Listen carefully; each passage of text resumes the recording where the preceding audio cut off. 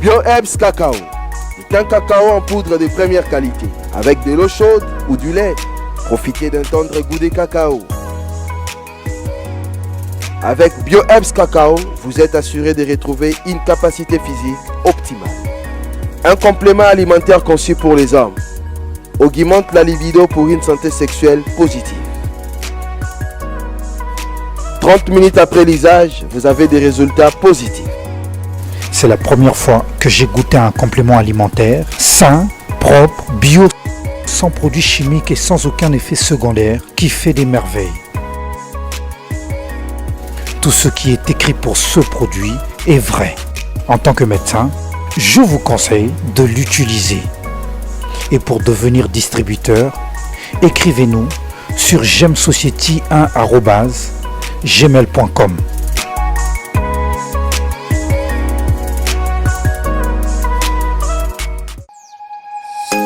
Nous sommes le pont entre les États-Unis, le Canada et la RDC.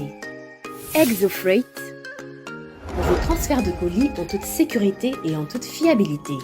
Notre particularité est que pour vos différentes commandes des véhicules neufs ou usagés et autres colis, nous effectuons l'achat à partir des États-Unis, du Canada et nous livrons en un temps record en République démocratique du Congo.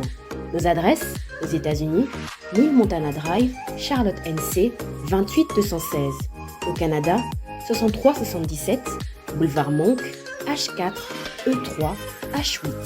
À Kinshasa, au numéro 32, avenue Kitona, quartier Rigini, commune de Lemba et bientôt à l'est de la RDC.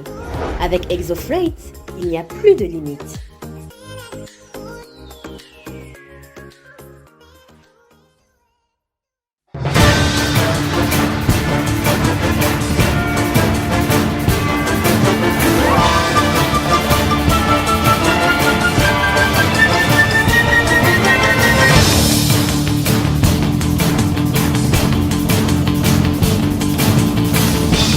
À toutes et à tous, bonjour, bienvenue dans la grande tribune de ce week-end. Nous parlons de sujets d'actualité comme d'habitude. On va s'étendre sur la publication du calendrier électoral qui s'annonce pour samedi.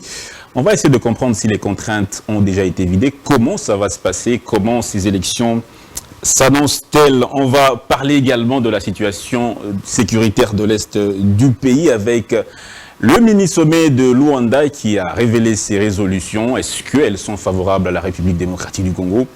On va essayer de comprendre avec des confrères qui vont analyser ces questions dans toute indépendance. Vincent Muzungu, journaliste 10e rue Télévision, qui nous fait honneur aujourd'hui.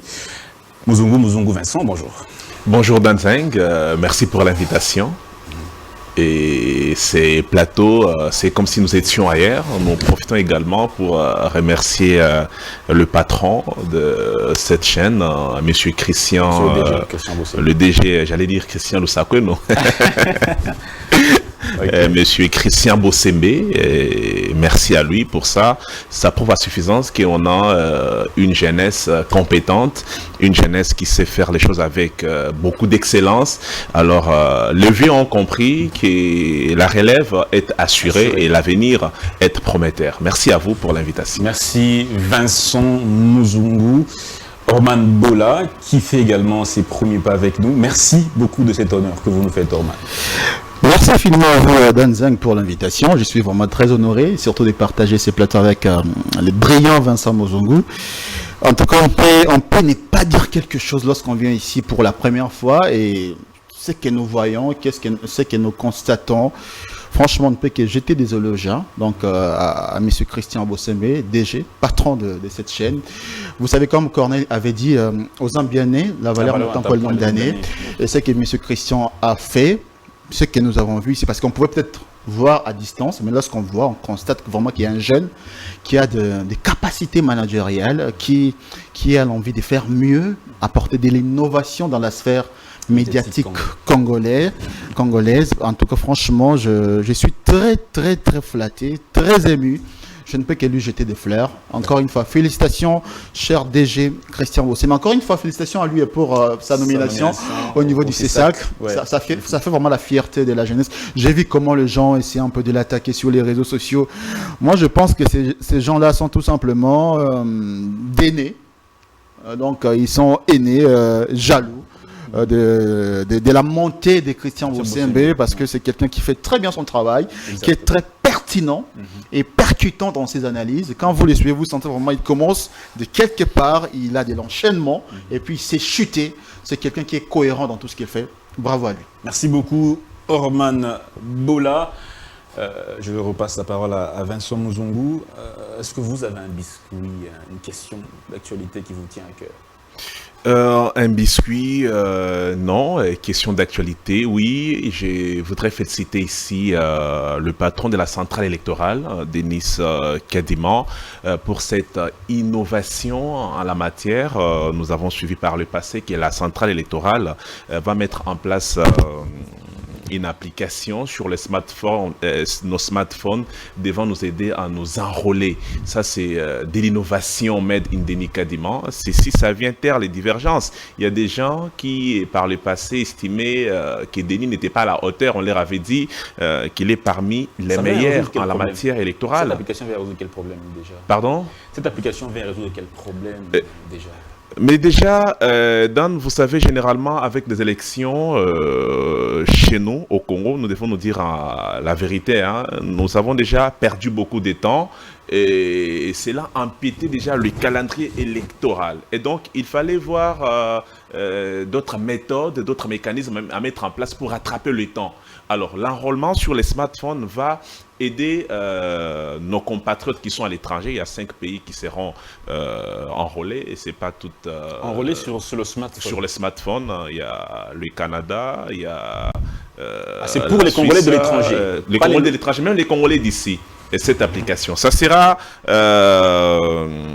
dispo dans les jours qui viennent. Mais ça va résoudre quel problème? Ça va rattraper le temps. Oui. Et ça va écourter également le temps, puisqu'il est question de respecter... Mais comment obtenir sa carte d'électeur? Si on s'enrôle, on doit normalement avoir sa carte d'électeur. Alors, vous posez une très bonne question. Les experts de la CENI vont répondre à toutes ces questions dans les jours qui pointent. Mais déjà, ils nous ont annoncé que cette application verra le jour. Nous, étant journalistes, on a trouvé l'idée meilleure par rapport au temps qui nous est imparti. Merci. Et surtout que nous voulons que ces élections s'obtiennent dans les délais constitutionnels. Merci beaucoup, Muzungu. Orman Bola, vous avez aussi une question d'actualité? Bon, une question d'actualité, c'est que je viens de Mai-Ndombe, ma province natale d'ailleurs, où j'étais parti pour une couverture médiatique. Ce qui m'a beaucoup plus tiqué, c'est de voir comment un acteur politique a été réussi en grande pompe. Et non seulement il a été réussi en grande pompe, mais c'est quelqu'un qui travaille vraiment pour le développement de la province du Mai-Ndombe. Mais non, il s'agit de monsieur Aimé Mongo Pascal Lokonda. Vous savez, la province du Mai-Ndombe, c'est une province potentiellement riche, mais qui est restée parmi les provinces les plus reculées. À l'image de la RDC. Oui, c'est un peu. J'ai toujours dit, exactement, j'ai toujours dit, la province du Mai-Ndombe est vraiment à l'image de la République démocratique du Congo. Une province potentiellement riche, mais dans la réalité... Vous parlez de quelle richesse? Mais vous savez que nous avons du pétrole... sous-sol ou bien... Non, nous avons des richesses en termes de ressources humaines et ressources naturelles. Sur le plan des ressources humaines, je peux vous citer rapidement. Nous avons le cardinal qui nous a quittés, Monseigneur Passignan. C'est quelqu'un qui est né, grandi, qui a étudié même dans le Mai-Ndombe. Nous avons Monseigneur Cholet qui est de Mai-Ndombe. Nous avons par exemple Fali Poupa sur le plan culturel, c'est quelqu'un de Mai-Ndombe. Nous avons eu des généraux. Nous avons Singaoudou, l'ancien premier ministre de la République démocratique du Congo. Les personnalités, s'il vous plaît, j'aimerais un peu vous arrêter. Vous avez par exemple la province du Sankourou qui a aussi d'éminentes personnalités. Vous avez la province du Sankourou aujourd'hui, c'est parmi les provinces les plus enclavées, les moins développées de la République démocratique. Avoir des personnalités, ça ne veut pas simplement dire que la province... Non, je suis en train de parler des ressources humaines. Justement. Je parle des ressources humaines et des ressources naturelles. C'est-à-dire, sur le plan humain, on a des gens intelligents. Mais ça ne change rien. Ça ne change, justement, c'est ce qui est paradoxal. C'est comme les Sankourou et plusieurs autres provinces de notre pays. Mais quand on va sur le plan des ressources naturelles et tout, nous avons le diamant. Savez-vous que nous avons le diamant dans le Maïndomé. Nous avons les coltans. Il y a des experts qui ont démontré, il y a des études qui ont été menées, que nous avons toutes ces richesses. Nous avons du pétrole, nous avons la forêt, nous avons la forêt, nous avons l'eau. Rien qu'avec ces éléments, on peut développer toute une province. Il y a des pays qui n'ont même pas ces richesses, mais qui sont développés rien que par le tourisme, par exemple. Qu'est-ce qui bloque nous avons ces richesses, ces ressources naturelles, ces personnes qui sont des ressources? Il y a un problème sérieux de manque de volonté politique, premièrement. Il y a également provincial au niveau national. Je parle de la province de Maïndomé. Particulièrement. Il y a un problème sérieux de volonté politique. Il semblerait que c'est une province oubliée par les autorités nationales. C'est une province qui a été longtemps mise dans les oubliettes.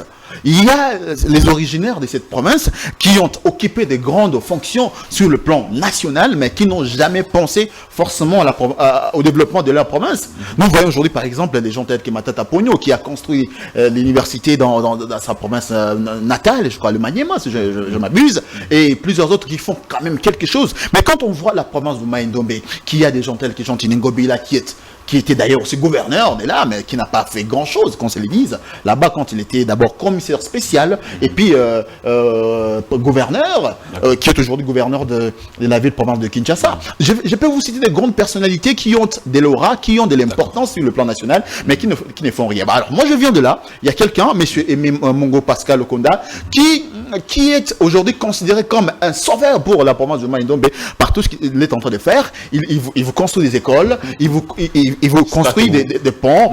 C'est quelqu'un. Écoutez, non, on n'aime pas. Moi, je vous dis des choses que moi j'ai vues. C'est quelqu'un qui n'est pas encore qui n'a jamais eu le pouvoir. Il n'a jamais été gouverneur, il n'a jamais été ministre. Je ne suis pas son porte-parole, mais je vous dis des choses que moi j'ai. Parce que quand on fait un reportage, on dit des choses qu'on a vues, des choses qu'on a touchées, des choses qu'on a pu entendre. Alors, ces messieurs-là font quand même de grandes choses. Je tiens vraiment à les féliciter et à l'encourager à faire encore plus. Et c'est une occasion pour moi aussi de lancer un appel à tous les originaires de la province de Maïndombe, d'emboîter le pas à M. Aimé Mongo, afin de faire quelque chose pour la province de Maïndombe, bien entendu, pour son développement. Voilà. Alors, on va se poser la question du rôle de la presse en période en temps de guerre. La République démocratique du Congo subit une guerre d'agression. On se pose la question, quel rôle doit jouer cette presse nationale? Voilà, comment doit-elle se comporter? Monsieur Muzungu Vincent, quel est votre avis? Monsieur Danzeng, une très bonne question. J'attendais d'ailleurs que monsieur le ministre Patrick Mouyaya puisse nous faire le plaisir de répondre à cette question. Quelles sont les initiatives prises par lui, étant donné que c'est lui le patron des médias en RDC? Ligne de conduite quand même. Quelle est la ligne de conduite qui a été ici prise par le ministère, qui est le sien, dans les cadres des... C'est le patron. De régulariser voilà. Le secteur médiatique en ce net moment où la partie orientale est victime des désastres qui ne sont causés par... Vous ne sentez pas en lui la volonté, vous ne voyez pas en lui... je le sens. L'accompagnement des médias, parce que la presse... Je le sens, passez-moi l'expression, je le sens très amorphe en ce qui concerne la question de la partie orientale. Regardez ce qui se passe chez le tout-puissant Poutine. On est en train de parler des nouvelles ordres mondiales en ce qui concerne les bipolarités du monde avec la montée en puissance de la Chine et de la Russie. Il y a une ligne qui a été prise en Russie concernant la guerre qui est menée au niveau de l'Ukraine voisine. Les médias Kremlin. Les médias Kremlin. Ça, c'est quand même l'atteinte à la liberté de la presse. Non, c'est pas... vous interdisez des médias qui sont des médias... Un média, c'est... Non, mais monsieur Dan, mais le contexte, ils sont dans quel contexte? Le contexte, il est un contexte de la guerre. Expulser ou interdire les médias occidentaux. Non, mais il y a des abus, il y a l'entorse comme vous voulez, mais je voudrais tout simplement louer les mesures prises par Kremlin. Il y a des interdits. Il y a une ligne qui a été encensée, une ligne qui a été mise en exergue pour que tout le monde puisse converger à ce qui est dit sur le plan national au Kremlin. Mais ici, en RD Congo, chaque rédaction analyse la question de l'Est à sa manière. Et chaque rédaction, un bon matin, on appelle la société civile qui est à l'Est comme bon nous semble. On n'a pas des termes techniques qui nous ont été donnés par le ministère de tutelle. On n'en a pas. Si vous les avez, je pense que vous sortez... Non, je ne conteste pas. Et donc, ce que vous dites, je ne conteste pas. Et donc, je trouve ici que le ministère n'a pas joué son rôle. Peut-être que Patrick Mouyaya, Monsieur l'Excellence, que je respecte beaucoup, peut-être qu'il a joué ses rôles. Il doit aller avec dans d'autres chaque patrons organe de de médias. presse pour dire comment les journalistes doivent écrire leur papier, comment les journalistes doivent traiter leur papier. Non. Qu'est-ce qu'ils doivent faire exactement? Parce qu'on a vu des journalistes qui se sont plaints pour dire qu'ils sont vilipendés, qu'ils sont attaqués, qui ne bénéficient pas de la protection mais il doit procéder même de Sonia Rollet. Il doit procéder par des colloques, il doit procéder par des rencontres avec les patrons des médias, il doit inviter. Mais c'est connu, nous avons des structures, il y a l'UNPC, même si il y a un débat de fond concernant le fonctionnement de l'UNPC, mais il sait comment retrouver les journalistes, il sait comment organiser, je vais dire, des rencontres, passez-moi la tautologie, les rencontres avec des professionnels des médias pour traiter des fonds en comble cette question de la guerre. Comment devons-nous traiter les informations relatives à la guerre en cette période? Une bonne question. Mais je pense que la presse devrait être une presse républicaine, avec des termes conventionnels. Nous devons tous converger qu'il s'agit là des terroristes, par exemple, qui nous menacent. Mais vous entendrez les gens dire les rebelles du M23. Là, on est sur le plan des préceptes. Il y a des gens qui parlent des rebelles du M23, il y a des gens qui parlent de la rébellion, le gouvernement qui parle des terroristes. Vous savez, ces bémols montrent à suffisance que la question n'a pas été étudiée comme il s'est dévé. Et les termes techniques n'ont pas été dégagés. On devrait converger. Tout le monde, je parle de la presse, de la corporation, on devrait ici avoir la rhétorique du ministère de tutelle, par exemple. Voilà, on dit... Mais on va aussi chercher à savoir la démarcation pendant cette période entre l'UNPC, qui accompagne les journalistes de façon individuelle, comment dire, le CISAC, et aussi le ministère. Parce que tous ces organes ont un rôle. On ne peut pas donner tous les rôles au ministère de la presse. Ah, le CESAC, vous citez le CESAC, là nous attendons le travail des titans qui sera fait dans les jours à venir avec les nouveaux mandataires, parce qu'on sent en eux un esprit de l'excellence, parce que le CESAC, je ne voudrais pas jeter un colibé sur les CESAC, mais quand je regarde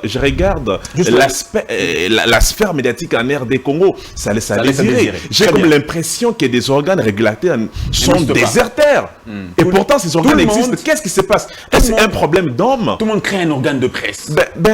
On a toutes les chaînes de télévision à Kinshasa. Cette prolifération des mauvais goûts, c'est incroyable. Ça profite à qui? À la République ou bien aux poches des individus? Merci beaucoup, Vincent Muzungu. Orman Bola, dans le paysage médiatique congolais, est-ce que vous sentez la présence d'une structure de régulation des médias congolais? Avant de parler du rôle de la presse, vous sentez que la presse congolaise est-elle régulée? Bon, nous avons le CESAC. On peut pas dire que non, la presse congolaise n'est pas régulée dans la mesure où il existe déjà des organes habilités dans ces sens. Nous avons le CESAC, il y a même l'UNPC qui existe également. Il y a certaines associations telles que GED qui militent pour que la presse congolaise puisse très bien œuvrer, même en temps de guerre, en temps normal. Il y en a, mais le problème, c'est que nous sentons vraiment, c'est comme si ces organes-là stagnent un peu. Il n'y a pas d'innovation, il n'y a pas de nouveautés, il n'y a pas d'évolution. Mais nous espérons, bien entendu, avec l'avènement, comme nous l'avons dit tout à l'heure, des nouvelles têtes, en fait, des nouvelles personnalités qui ont été nommées sur ordonnance présidentielle. Certainement, il y aura de l'amélioration. Parce que ces organes existent. Mais il ne faut pas seulement que ça existe, il faut maintenant que ça travaille à bon escient. Voilà. D'accord. Quel doit être maintenant le rôle de la presse en temps de guerre? Mais écoutez, cher Danzang, le rôle de la presse en temps de guerre, c'est un rôle qui doit être, en fait, qui demande de la responsabilité, qui demande du sérieux, qui demande un côté un peu chauvin, je peux dire, en tant que compatriote. On ne peut pas comprendre un Congolais qui œuvre dans un média, surtout national, on n'est pas dans les médias internationaux, un média national puisse peut-être faire un article ou faire un reportage dans le sens de décourager l'armée congolaise, les FARDC. On ne peut pas imaginer, on ne peut pas comprendre. Ça demande un côté un peu Il y a des compris. journalistes qui font ce que vous... Non, en fait, on s'est rendu compte qu'il y a même des journalistes qui ont été interpellés, même si nous sommes contre toute interpellation des journalistes en plein exercice. Il y a des de son journalistes métier. qui ont été interpellés parce qu'ils ont publié des informations qui vont en défaveur de la RDC. En défaveur, je ne sais pas trop, parce que jusque-là... Vous avez dit qu'ils démotivent. Bon, il y a des informations un peu qui démotivent. On a reproché à plusieurs journalistes de diffuser les Nationaux informations. ou bien ceux qui travaillent pour la presse internationale. Parce que généralement, En il y a majorité, ce sont ceux qui travaillent dans la presse internationale. Ils ont une ligne de conduite qui n'est pas peut-être celle de la RDC. Est-ce qu'on peut contraindre ces journalistes-là à la ligne que fixerait par exemple Patrick Mouyaya pour dire que vous êtes des nationaux? Il y a aussi des étrangers qui évoluent sur le sol congolais. Mais lorsqu'on regarde ces journalistes qui sont souvent aussi interpellés, qui œuvrent dans la presse internationale, il y a aussi des Congolais, non? Bien sûr. La question que je pose, est-ce qu'on peut aussi les contraindre à ce respect-là de l'intérêt général, par exemple, de la RDC? Et une contrainte doit être prise pour l'exercice de la presse en République démocratique du Congo. Pas pour les médias internationaux ou les médias nationaux. Mais pour tous celui qui œuvre en tant que journaliste sur l'étendue du territoire national, doit suivre certaines orientations, certaines orientations du ministère des tutelles. Il n'est pas question que quelqu'un qui œuvre sur le sol congolais puisse diffuser des informations peut-être du M23. Voilà, on ne peut pas autoriser, même si on dit, bon, la presse est indépendante, mais en quoi joue cette indépendance-là? Lorsque vous travaillez pour déstabiliser un pays, on ne peut pas vous laisser faire. On doit quand même essayer de vous orienter, de vous interpeller pour justifier pourquoi avez-vous écrit ça. Parce que nous savons même entendre, comme j'avais dit, il faut de la responsabilité, on doit être responsable. On ne peut pas, pour telle ou telle autre raison, commencer à écrire des choses qui n'ont pas de fondement. Parce qu'on se rend compte à un moment donné que il y a des journalistes qui écrivent, mais vous voyez dans le fond, il y a à boire et à manger. Il y a à boire et à manger. Vous sentez, c'est comme si ces gens-là sont utilisés par X ou Y. On dit, mais tel journaliste roule pour la communauté internationale. J'appelle vraiment à nos frères, à nos confrères journalistes congolais, d'œuvrer pour une presse responsable, sérieuse. Votre débatteur Vincent Muzungu a parlé tantôt d'un exemple, d'un pays, la Russie, qui en cette période de guerre, en tout cas au niveau national, il n'y a aucune information en défaveur de la Russie. On a même exclu certains médias étrangers qui évoluaient sur place. Est-ce que c'est une pratique qu'on peut encourager également au Congo? Moi, je n'ai jamais été pour qu'on puisse exclure tel ou tel autre média, que ce soit nationaux ou internationaux. C'est question seulement de réguler. Je pense qu'il y a je ne voulais pas parler des lois, mais il y a des textes qui régissent justement le bon fonctionnement de la presse. On doit seulement, comme l'a dit d'ailleurs Vincent, on doit se référer de ces textes-là et les appliquer tout simplement.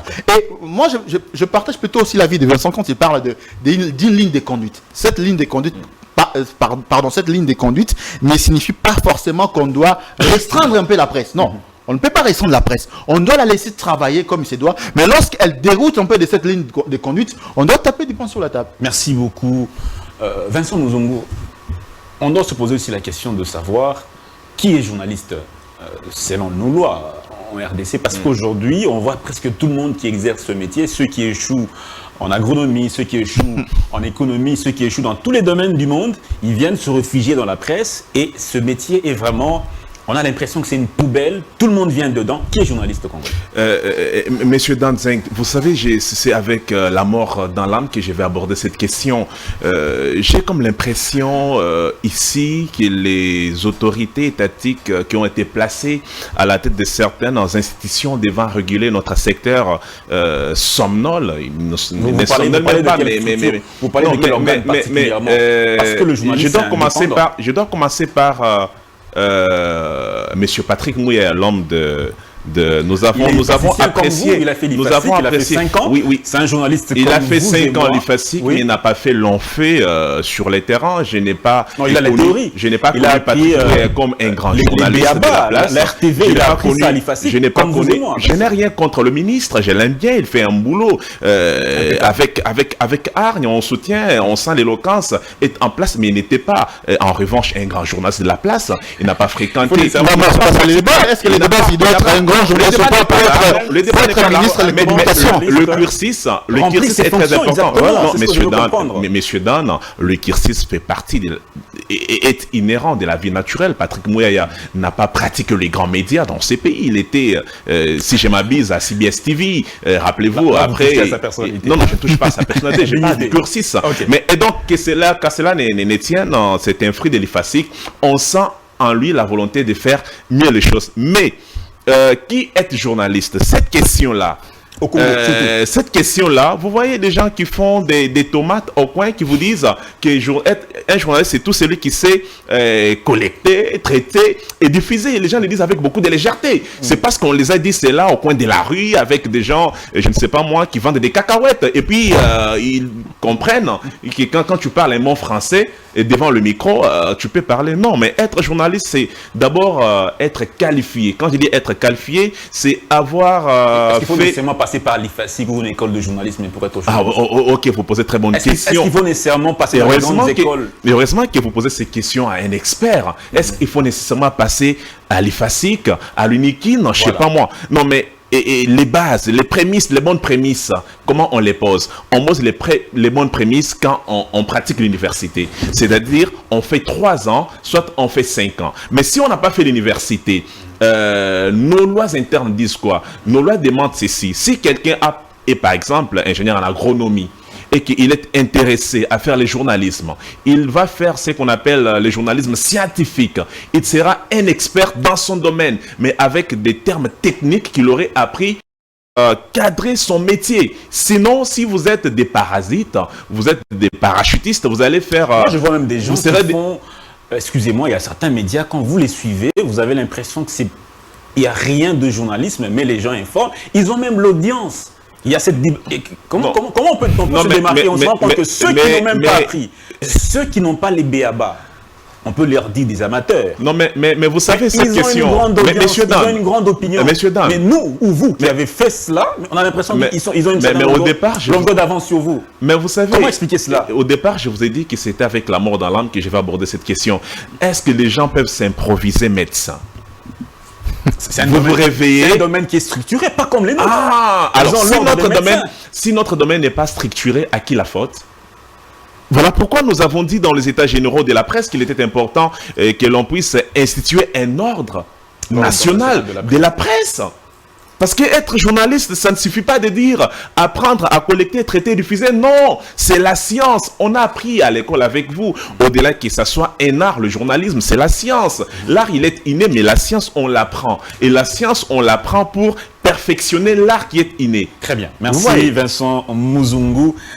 Ormando, la même question. Qui est journaliste congolais et qui ne l'est pas? J'allais même dire que Vincent Muzungu a tout dit. Moi, je n'ai rien à dire, mais je pense que je pourrais ajouter un petit quelque chose. Alors, vous savez, la situation des journalistes déjà en RDC est très sérieuse. Parce qu'aujourd'hui, très sérieux. Non, chacun aujourd'hui peut se réveiller, il a son petit micro et puis il a sa petite chaîne YouTube. Il a sa petite chaîne YouTube et avec 2-3 abonnés, il suffit qu'il puisse avoir ça et puis il devient... Ouais, il peut même à l'UNPC avoir une carte de presse. C'est ça aussi, même à l'UNPC. On l'a lu à l'UNPC, pardon, on donne la carte à n'importe qui. Voilà, quelqu'un qui vient comme ça. Excusez-moi, je pourrais être même dur, mais c'est le cas. C'est défaillant. Hein? Non, en tout cas, les gens devaient aussi réguler sur cet aspect des choses. On ne peut pas donner la carte à quelqu'un qui vient, qui se présente comme ça. Voilà, je suis journaliste. Tu es journaliste. Quand est-ce que tu as pratiqué ces métiers? Combien de reportages as-tu réalisé? Je pense qu'il y a des experts, il y a nos confrères qui sont là, il y a même des doyens qui sont à l'UNPC. Ils doivent quand même être assez sérieux dans les critères d'offre des cartes de presse aux journalistes. Parce que vous, en tant qu'un expert ou quelqu'un du domaine, lorsque vous venez, quelqu'un vient auprès de vous pour avoir la carte de presse par exemple, vous lui demandez: présentez-moi au minimum 5 reportages que vous avez déjà pu réaliser. Donc vous savez déjà décider c'est quoi un reportage. Pour qu'on soit un journaliste, il faut nécessairement faire des reportages. Il faut avoir normalement une base de données. Non, au départ... Monsieur, madame, tout le monde peut aussi aller sur le terrain, faire 5 reportages et arriver. Monsieur, madame, tout le monde ne peut pas faire un reportage. C'est quoi un reportage? C'est quoi un article de presse? Comme l'a dit Vincent, dans un reportage, un journaliste, c'est pas quelqu'un qui parle bien français. Il y a des prérequis, il y a des béabas. Déjà, comme on l'a dit, on l'a si bien dit ici, un journaliste c'est quelqu'un qui cherche, qui traite et qui diffuse l'information. Mais cela ne suffit pas. Nous étions à l'université, nous avons appris les sciences, s'il vous plaît, les sciences de l'information et de la communication. Non, ce sont des sciences. L'information et la com, ce sont des sciences. On ne joue pas avec. C'est comme l'a dit Vincent, on ne peut pas s'improviser un médecin. Et ils ont quand même la grâce, c'est pas moi, d'avoir un ordre de médecin. Voilà pourquoi peut-être quelqu'un ne peut pas s'improviser médecin en République démocratique du Congo. Il faut vraiment instituer un ordre des journalistes en République démocratique du Congo pour qu'il y ait justement... Pourquoi faire? Non, pour qu'il y ait... Pendant qu'on se rend compte que déjà, vous êtes fortement concurrencé par ceux que vous appelez moutons noirs. Les soi-disant moutons noirs ont de l'opinion. Mais c'est ça que j'allais dire. Ont du public. Il y a des moutons noirs, ce qu'on appelle communément tembe-tembe. Ils sont nombreux, ces gens-là, qui ne sont pas forcément de la presse. Il y a des gens qui sont venus, d'ailleurs, qui ont peut-être échoué dans leur vie dans un autre domaine. Ils s'improvisent journalistes, tout simplement parce qu'il a des moyens. C'est la responsabilité également aussi des patrons de presse qui engagent n'importe qui et n'importe comment. Peut-être que vous avez votre chaîne de télé, comme M. Christian Bossembana ici. Il s'est dit, bon, voilà, j'ai une entreprise, je prends ma petite soeur, je prends ma cousine, je l'engage comme journaliste parce qu'il parle bien français. Il va commencer directement aussi à prester ou à présenter comme M. Dan. Non, M. Dan a suivi un cursus, il a un B.A.B.A. Vous pouvez, bien entendu, comme l'a dit encore Vincent, commencer peut-être à avoir le diplôme je prends quel domaine? Des droits. Non, vous êtes un juriste magistrat, vous vous dites, alors, j'ai déjà mon diplôme universitaire. On sous-entend que vous avez passé au minimum 3 ans ou 5 ans à l'université. Puisque vous avez le goût du journalisme, il y a les moyens, il y a des centres de formation, même en Europe ou ici, où vous pouvez suivre. C'est un art. Oui, c'est un art. C'est pas nécessairement une technique. Non, vous pouvez suivre les cours, des formations dans ces centres-là où il y a des professionnels des médias. Je ne vais pas faire la publicité de certains. Je ne suis pas satisfait toujours. Qui est journaliste? Je ne suis pas toujours satisfait. Qui est journaliste? Non. À ceux qui nous suivent de par le monde, ils veulent identifier un journaliste congolais. Je dira, voici les critères. Il y a des critères qui sont simples. Nous l'avons dit peut-être de manière assez disparate. Vous devez faire les études en journalisme. 5 ans, comme vous. Bon, non, ça dépend. Même 3 ans. Quand on fait 3 ans à l'université, par exemple à l'IFASIC, vous êtes déjà gradué en sciences de l'information et de la communication. Très bien. Du coup, vous êtes journaliste. C'est de manière générale. Peut-être les gens ne le savent pas. Parce que après les 3 ans, il faut continuer la licence. Au niveau des licences, il y a ce qu'on appelle des départements ou des options à prendre. Vous pouvez faire les journalismes politiques extérieurs, comme moi je le fais. Vous pouvez faire la communication des organisations ou la communication sociale. Vous pouvez faire le multimédia. Une forme de spécialisation avant peut-être de faire la thèse ou le doctorat. C'est-à-dire, au départ, vous devez avoir 3 ans à l'université en sciences de l'information et de la communication. Ça, c'est en République démocratique du Congo. Merci beaucoup. À partir de là, vous pouvez continuer la licence, vous spécialiser dans d'autres domaines y afférents. Et pour que vous soyez journaliste, c'est pas que vous vous réveillez un bon matin, vous parlez bien français, peut-être vous savez écrire. Non, vous savez, un journaliste, il y a même ce qu'on appelle l'écriture journalistique. Nous avons même une écriture propre à nous. C'est que les gens ignorent. C'est-à-dire, si vous n'avez pas fait les études en journalisme, vous ne maîtriserez jamais l'écriture journalistique. Voilà, l'écriture journalistique, c'est pas toute la grammaire que nous connaissons ici. Il y a des gens qui apprennent sur le tas. Ils apprennent comment? Voilà pourquoi je parlais des formations, il y a des centres. On n'en discute même pas. Vous êtes licencié dans tel domaine, vous faites des formations dans un centre de santé en journalisme. Il n'y a pas de problème, vous êtes journaliste, on vous donne votre carte et puis vous œuvrez. Mais c'est pas que vous vous réveillez, vous prenez votre micro et puis votre chaîne YouTube. Vous n'avez aucun soubassement, vous n'avez aucun B.A.B.A. Vous n'êtes même pas universitaire, mais vous voulez devenir journaliste. Mais ça, c'est un danger pour la nation. Merci beaucoup, monsieur Orman Bola. La question de journaliste au Congo doit être vraiment revue parce que, en tout cas, le secteur est vraiment en train de couler. Ce que nous vivons sur le terrain, ce que nous verse dans la société, c'est, entre guillemets, journalistes, laisse parfois à désirer. Et c'est l'État qui paye, qui perd dans tout ça. Deuxième sujet, c'est les élections en 2023. La Commission électorale nationale indépendante a annoncé que la publication du calendrier sera faite ce samedi. Alors, on va essayer de comprendre, est-ce que les contraintes ont été vidées? Les contraintes annoncées par la CENI pour justement tenir ces élections, combien de temps prendra cet enrôlement?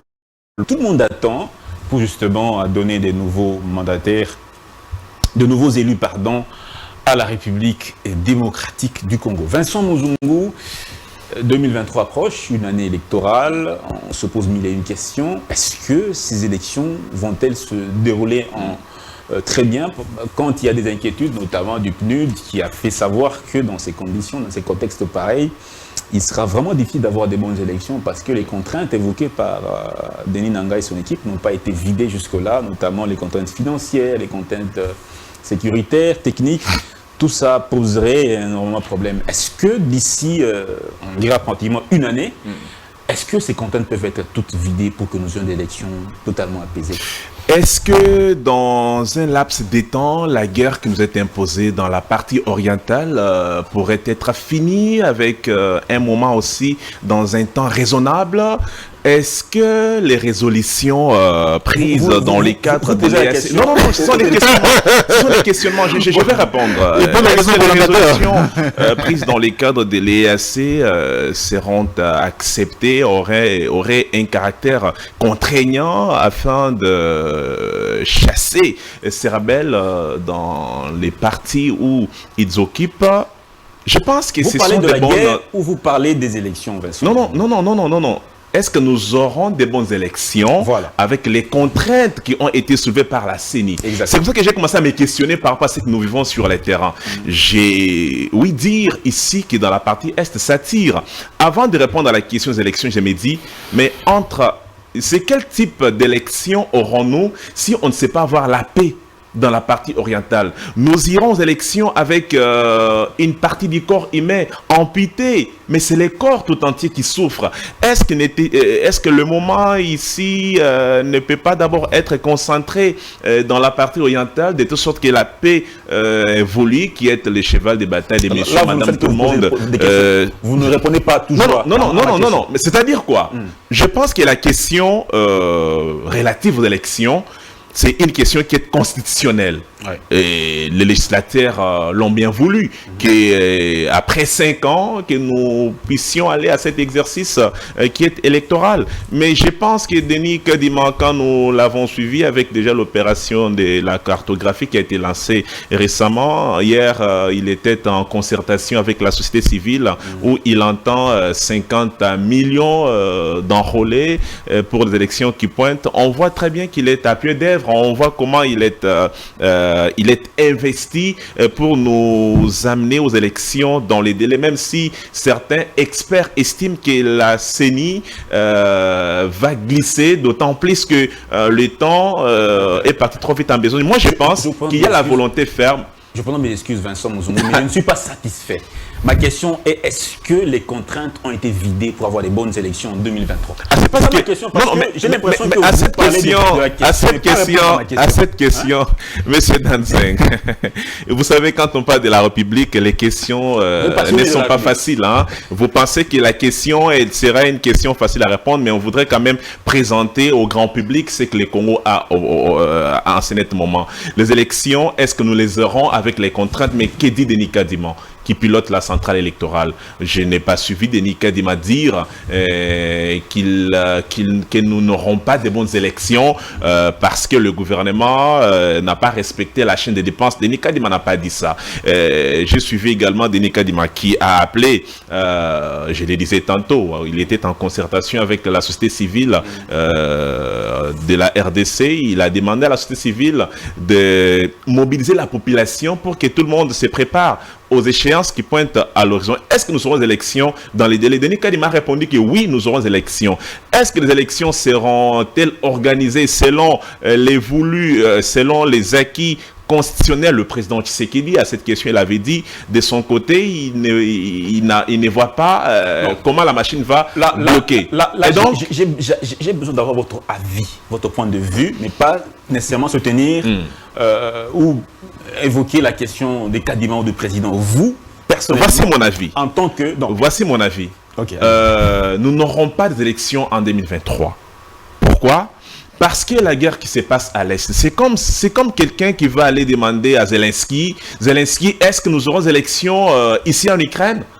Il faut quand même ne pas être un citoyen ukrainien pour se poser cette question-là. Mais en 2018, on avait isolé la partie Est et je pense, et Yumbi, on avait élection. Vous pensez que c'est un Est-ce bon... qu'on peut pas réfléchir de la même manière aujourd'hui en 2023? Non, mais cette réflexion, cette réflexion, elle ne sera, il y a élection cette aussi. réflexion, elle ne sera pas bonne. Il faut donner cette possibilité électorale à tout le monde d'aller aux élections. Monsieur Dan, attendez. Vous n'allez pas partir aux élections sans Kiwanja. On ne va pas partir aux élections sans Rutshuru. On ne va pas partir aux élections sans notre Goma. On ne va pas aller aux élections sans notre parti oriental qui est menacé. Le souhait ici est que la paix d'abord soit gagnée sur le plan national pour que ces élections puissent avoir lieu. Moi, je pense qu'avec cet aspect de l'insécurité qui se vit dans la partie Est, il est difficile que nous ayons des élections en 2023. Très bien.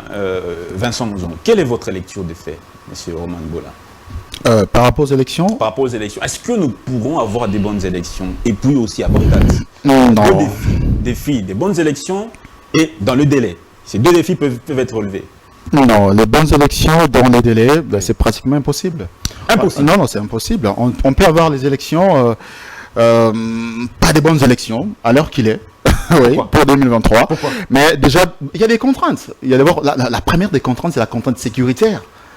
Peut-être on va en parler tout à l'heure concernant le cessez-le-feu sur la guerre à l'Est, mais je pense que dès lors que les rebelles ne se sont pas encore retirés, dès lors que le Rwanda n'a pas encore dit son dernier mot, on ne peut pas déjà espérer, ou on ne peut pas calculer la guerre au passé. Donc c'est pour dire que nous avons une contrainte sérieuse de la sécurité par rapport aux élections. On ne peut pas avoir les élections sans tenir compte de certains coins où il y a la guerre. Même si on sait déjà en 2018, il y avait certaines parties de notre pays qui n'avaient pas connu l'élection d'abord présidentielle et puis l'élection législative au même moment, parce que par exemple chez moi à Yumbi, il n'y avait pas dans le Maïndombe, donc il n'y avait pas d'élection présidentielle.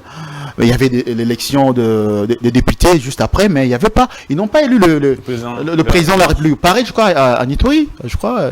À Beni. À Beni, voilà, à Beni. Donc, on ne sait pas peut-être si on va partir de la même manière. On s'est rendu compte qu'à la fin, on a dit que les élections ne se sont pas très bien déroulées, même si, ça s'est passé tout de même. Mais cette fois-ci, je ne vois pas la tenue des élections à l'heure qu'il est dans de très bonnes conditions. Parce que déjà, je parle... À cause simplement de la question sécuritaire. C'est une question majeure. Il y a d'abord la question sécuritaire. Il y a la question même des acteurs politiques eux-mêmes, sur le plan interne. On sent qu'ils ne parlent pas le même langage. Côté opposition... C'est pas eux qui organisent les élections. Non, nous avons un organe technique. Non, c'est pas eux qui organisent, mais ce sont les acteurs majeurs. Est-ce que cet organe technique organise l'élection pour lui-même? Non, bien sûr, mais elle impose des règles. C'est elle, c'est l'arbitre. Alors, Denis Kadima vous a assuré qu'il y aura des bonnes élections au délai prévu? Mais je sais pas. Mais justement, partant même de cette contrainte-là, lui-même, il n'est pas clair, Denis Kadima. Il ne peut pas assurer à l'opinion nationale et internationale que les élections auront bel et bien lieu au délai et dans de très bonnes conditions. Il promet de publier les calendriers électoraux, je crois. Oui. Pour demain, comme vous l'avez dit. Demain. Bon, on attend voir ces calendriers électoraux. Est-ce que ces calendriers électoraux... Il ne suffit pas forcément non plus de publier un calendrier électoral, mais il faut en assurer les respects. Nous avons déjà entendu plusieurs fois ici, en République démocratique du Congo, comment le calendrier électoral ont été plusieurs fois publiés, et puis après, on a dit on doit réaménager et tout.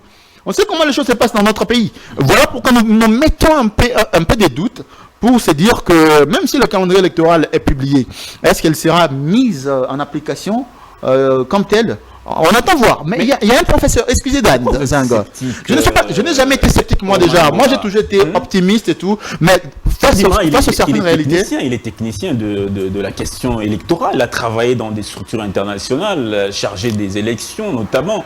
Quand sa parole, vous ne voulez pas la croire. Non, cher Dan, nous ne mettons pas en doute ou en question la qualité, le professionnalisme, l'expertise de Denis Kadima. Le problème, c'est que nous sommes face à une réalité. Lui-même qui a cette expertise, est-ce qu'il nous a déjà assuré la bonne tenue des élections dans les délais? Chaque fois qu'on lui pose cette question, il essaie un peu de tergiverser, il n'est pas assez précis et tout. S'il vous plaît, quand il dit pour que nous ayons des bonnes élections, voici les contraintes qu'il faut vider. Ce n'est pas une assurance pour vous. Mais quelles sont ces contraintes qu'il a présentées? Financières, sécuritaires, techniques et aussi accompagnement matériel. Il en a eu une réponse positive. C'est à lui de le... Bon, quel est votre avis? Ouais, justement, nous avons les contraintes sécuritaires, financière, même politique. Parce que moi, je ne vois pas... Et aujourd'hui, il y a des gens qui sont en train de travailler même en coulisses pour qu'il y ait... comment ça? Le prolongement, on appelle ça encore. Glissement. Le glissement qui se prépare. On en a vu. Même lorsque vous posez la question à Vincent Mouzongou, pardon, par rapport aux contraintes, il a du mal à vous dire clairement aussi, parce qu'il est en train aussi de tergiverser. Je connais sa position aussi. Il est de quel camp? Il ne veut pas donner une position. Bon, il est de quel camp? Bon, voilà, on est en politique, on ne peut pas tout dire. Mais il sait au moins, de quoi je parle. Il sait au moins de quoi je parle. Donc, il ne sait pas dire exactement s'il y aura élection ou pas dans de très bonnes conditions et dans le délai. Bon, qu'il soit à la Mouka ou pas, on le saura plus tard.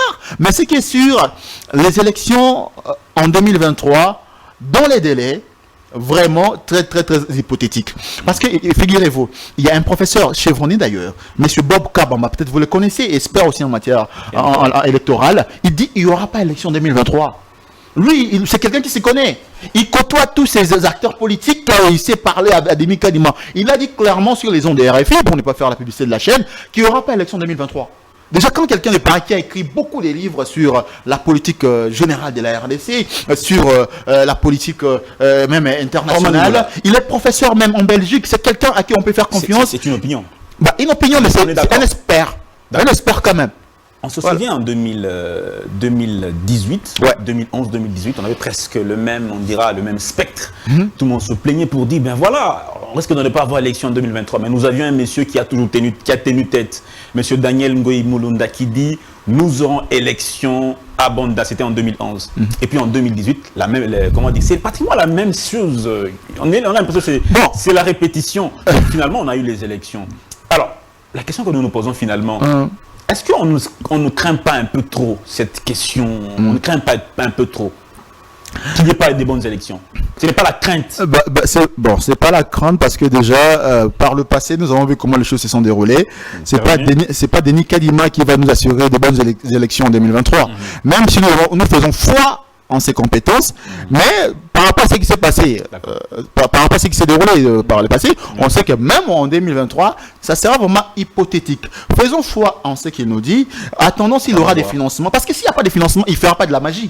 Si Denis Kadima n'a pas de moyens financiers, comment va-t-il faire? Il va pas faire un miracle. C'est pas de alléluia, amen là-bas. Il faut des moyens, il faut que les contraintes soient respectées. Monsieur Dan, je voudrais rencontrer vite fait, mais merci beaucoup, vite fait, Orman Bola, qui n'a pas été précis relativement à la question relative aux contraintes financières.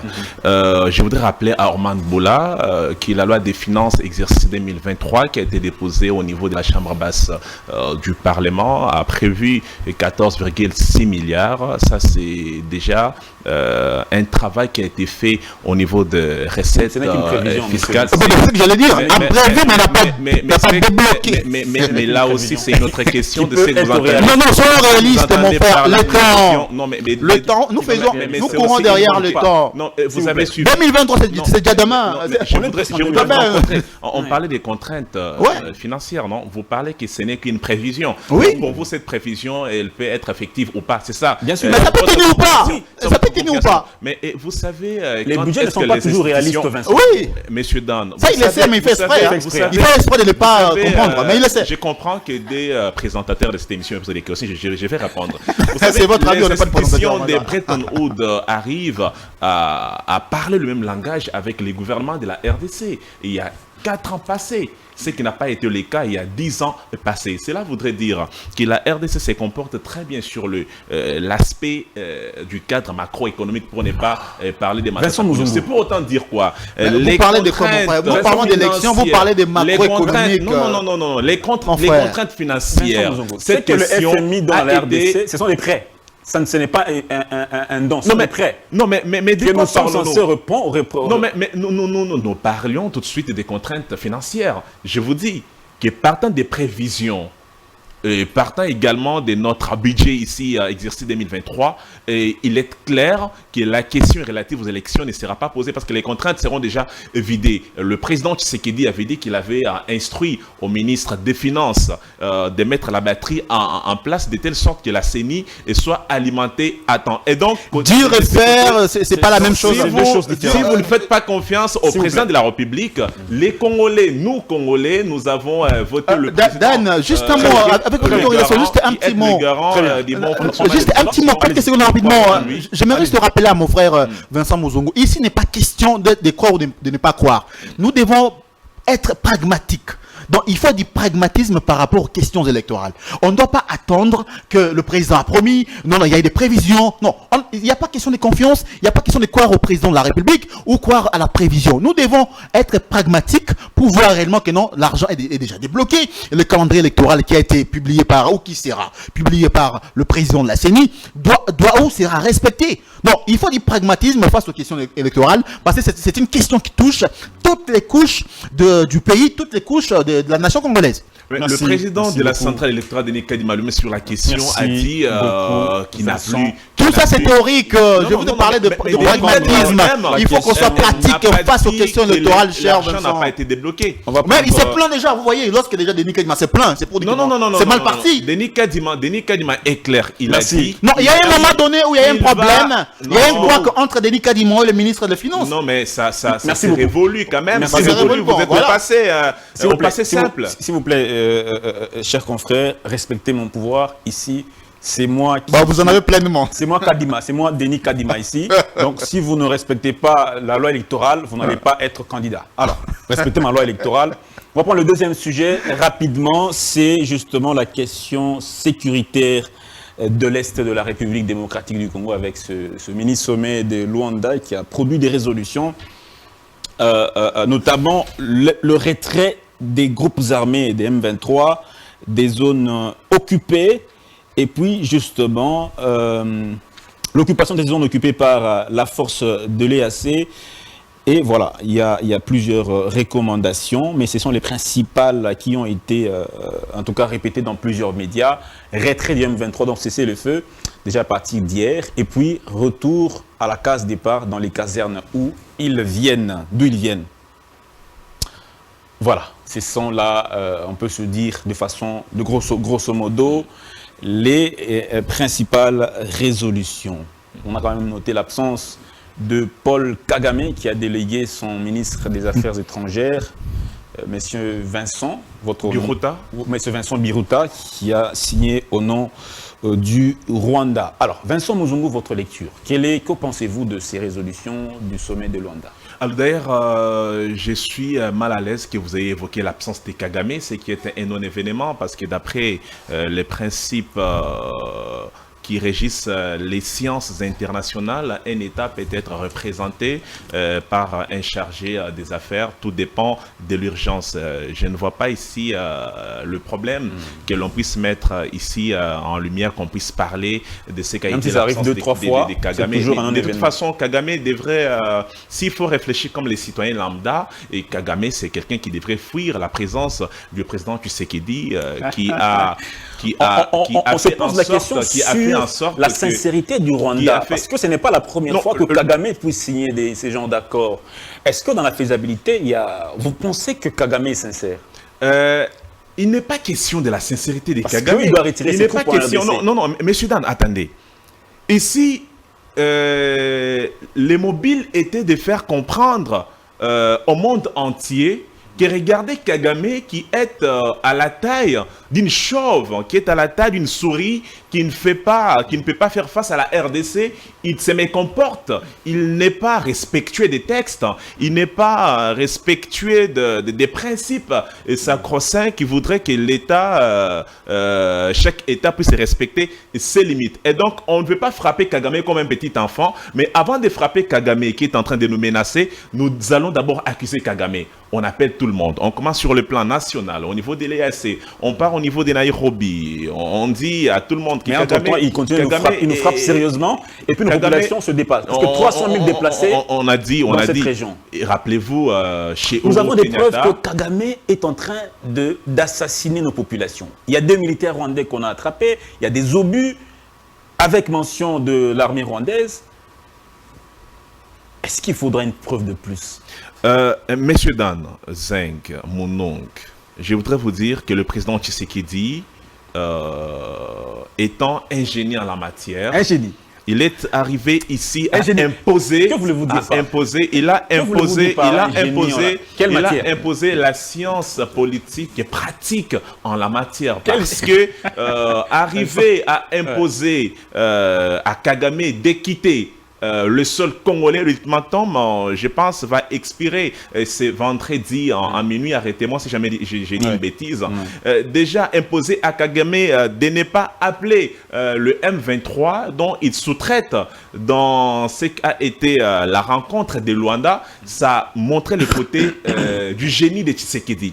Et donc, si dans les jours à venir, Kagame s'entête de laisser ces voyous, ces bandits qui sous-traitent à tout bout de champ dans la partie orientale. C'est l'EAC qui va maintenant appliquer une des résolutions qui a été prise relative à la force régionale. Donc la force régionale va procéder par le feu. Et ça sera maintenant une catastrophe pour le Rwanda, mais également tous ces rebelles qui nous menacent dans la partie Est. Merci beaucoup. On est en train de finir cette question. Orman Bola, votre avis sur ces résolutions et la sincérité du Rwanda. On est en train de se poser la question si ce monsieur vraiment sera cette fois-ci respectueux de ses engagements. Aussi, pourquoi est-ce qu'on va laisser cet espace tampon entre le gouvernement et les M23, le Congolais et les M23?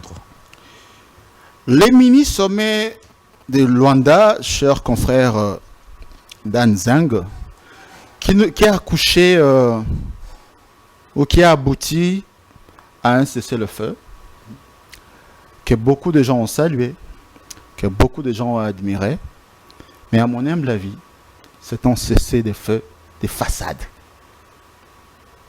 Pourquoi? Je vais m'expliquer. Mais laissez-moi d'abord revenir sur ce que mon confrère, que j'aime bien d'ailleurs, Vincent Muzungu a dit tout à l'heure. Il a dit que l'absence de Kagame c'était un non-événement. Mon frère, je change avec vous, ou par l'intermédiaire, bien entendu, des gens qui sont à la base des négociations et tout, que nous devons nous rencontrer à Pullman. Vous et moi et Dan Zeng.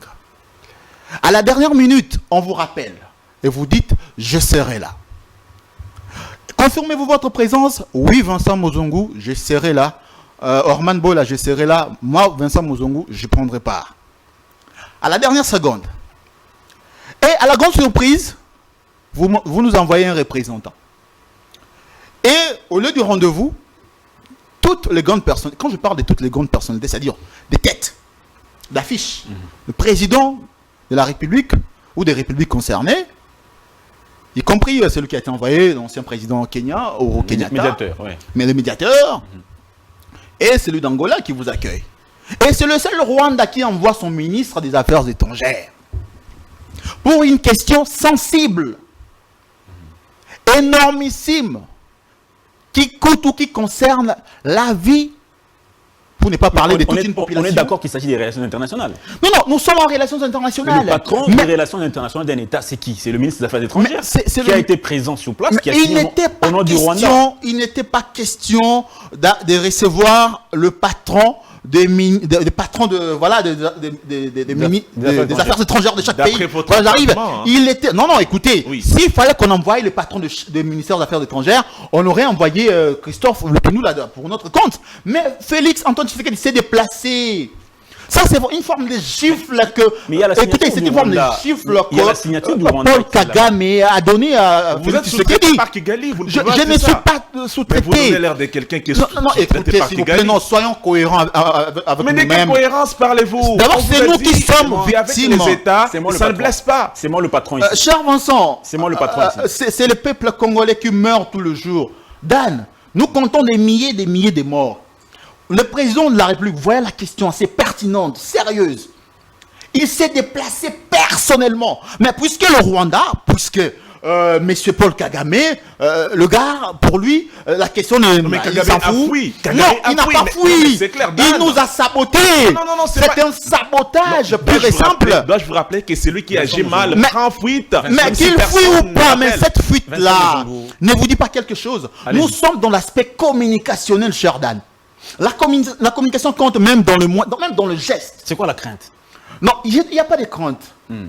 Le problème, c'est que Mais le Rwanda a signé, Orman Bola. Le Rwanda a signé. le Rwanda a signé, On a vu ces derniers représenté temps, par son ministère des Affaires, son ministre des Affaires étrangères. la volonté du Rwanda, en tout cas de participer à ces désescalades des tensions entre la RDC. Il a dit qu'il va participer au retrait d'M23. N'est-ce pas la preuve de la bonne volonté Vous parlez de d'une M. Kagame? Vous parlez d'une crainte. Moi, je ne parlerai pas d'une crainte. Je parle d'une désolation. Déjà parce que le Rwanda n'a jamais été sincère. Parce qu'il a dit tout à l'heure que voilà, il n'est pas question d'être sincère. Non, il est question d'être sincère. Quand on parle des vies humaines, des questions sérieuses, il faut être sincère. Il ne faut pas avoir les doubles discours. Il ne faut pas être un menteur. Or, le Rwanda, c'est un menteur. Le Rwanda, c'est un pays menteur qui joue au double jeu, au double visage. Paul Kagame lui-même, c'est quelqu'un qui joue à la duplicité. Jamais je croirais à une négociation, à un cessez-le-feu, où à la tête il y a le Paul Kagame. Si on pouvait signer ça sans Paul Kagame, oui, mais tant que Paul Kagame est à la tête du Rwanda, on ne peut pas se fier à toute forme de cessez-le-feu ou de négociation. Parce que ce n'est pas la première fois. Le Rwanda n'a jamais été respectueux des engagements. Justement, mais Kagame, c'est lui qui est pointé comme étant patron du M23.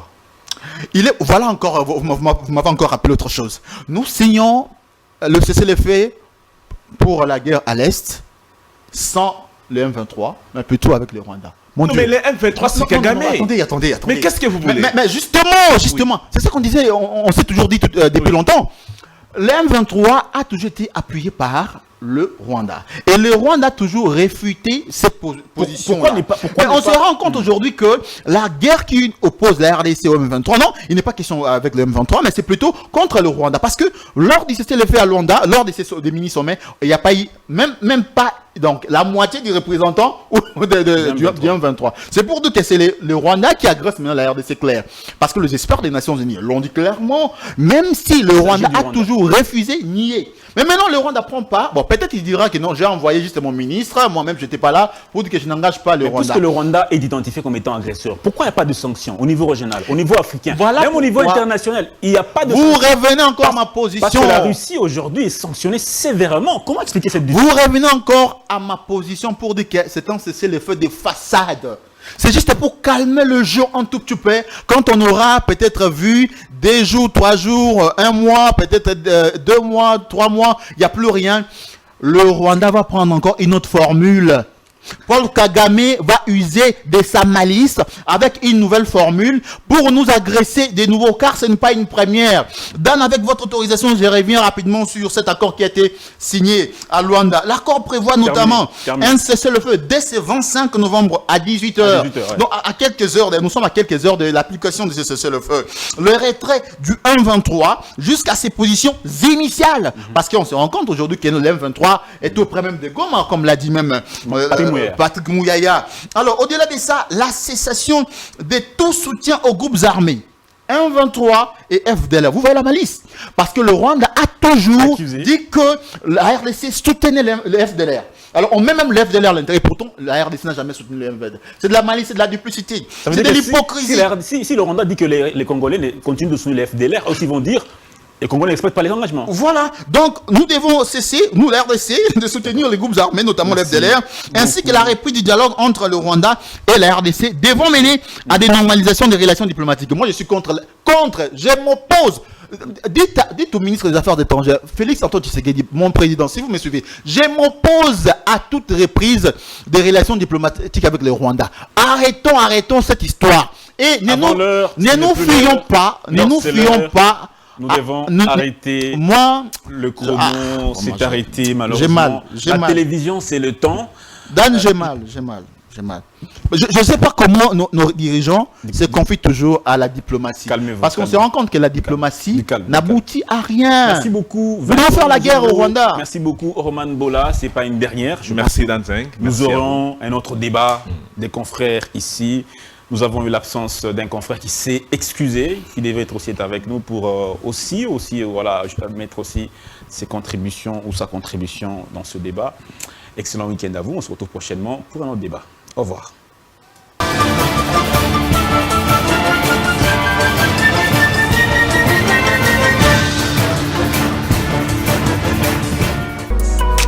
BioHerbs Cacao est un cacao en poudre de première qualité. Avec de l'eau chaude ou du lait, profitez d'un tendre goût de cacao.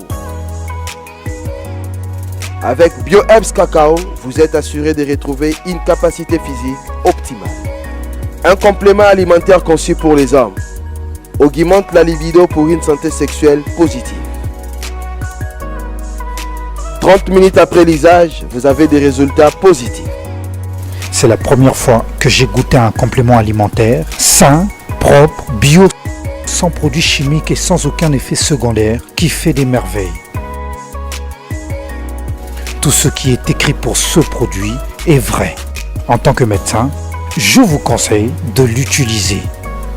Et pour devenir distributeur, écrivez-nous sur gemsociety1@gmail.com.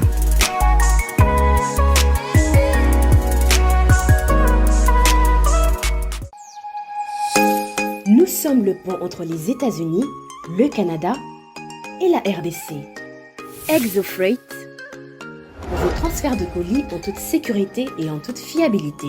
Notre particularité est que pour vos différentes commandes des véhicules neufs ou usagés et autres colis, nous effectuons l'achat à partir des États-Unis, du Canada et nous livrons en un temps record en République démocratique du Congo.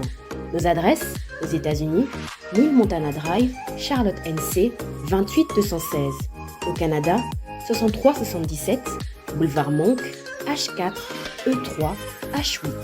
À Kinshasa, au numéro 32, avenue Kitona, quartier Rigini, commune de Lemba et bientôt à l'est de la RDC. Avec ExoFreight, il n'y a plus de limites.